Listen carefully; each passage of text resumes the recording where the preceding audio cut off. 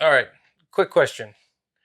How often have you sat down to edit a video and felt like you were making progress, but not actually getting anywhere?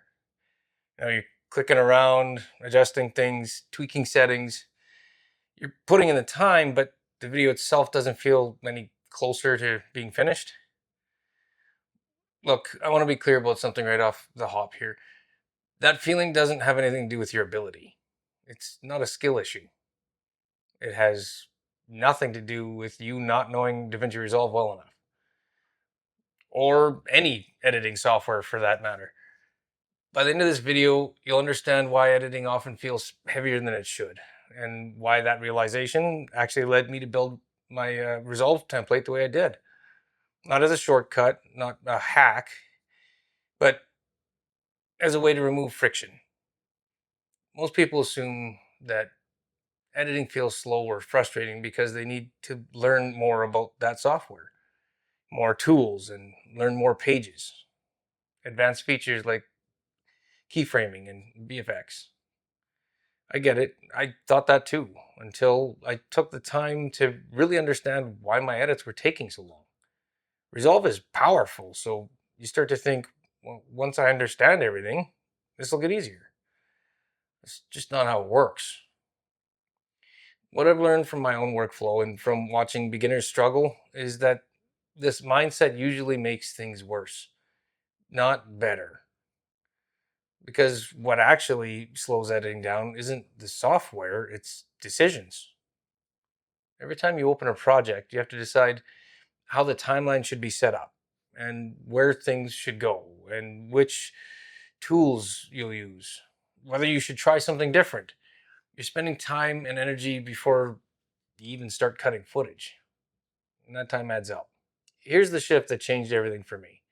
Editing got easier when I stopped trying to make each video better than the last and focused on making each edit more predictable. Hold up, Jappy.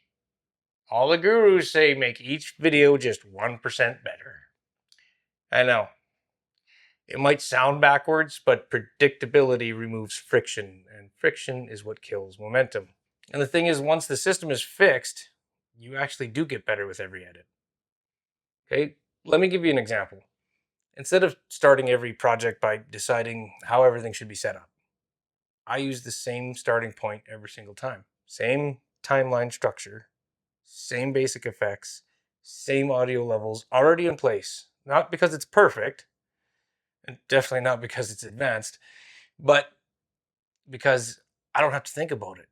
Those decisions are already made. So when I open Resolve, I'm not managing software. I'm editing. I'm cutting, right? I'm shaping the story and I'm moving forward.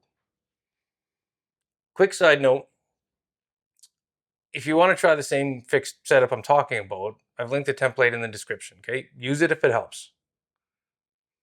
Now, this is the part that most people miss. They think speed comes from knowing more tools. I don't think it does.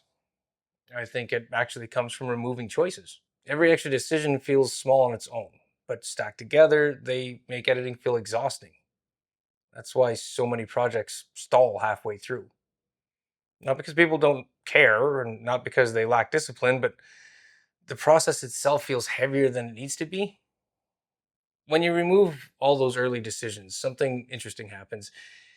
Editing stops feeling like setup and starts feeling like progress. You don't dread opening the project and you don't second guess every choice. You don't feel the need to constantly restart. You just keep going. And that's when videos actually start getting finished. That realization is the foundation of everything I'm building. It's why my Resolve template isn't flashy. It's why it doesn't try to do everything. And it's why it's designed to stay out of your way. The goal definitely isn't to impress you. The goal is to give you a fixed starting point that you can trust, so editing stops being the hard part. In the next video, I'll walk you through how this setup actually works, so editing stops feeling heavy and starts feeling predictable.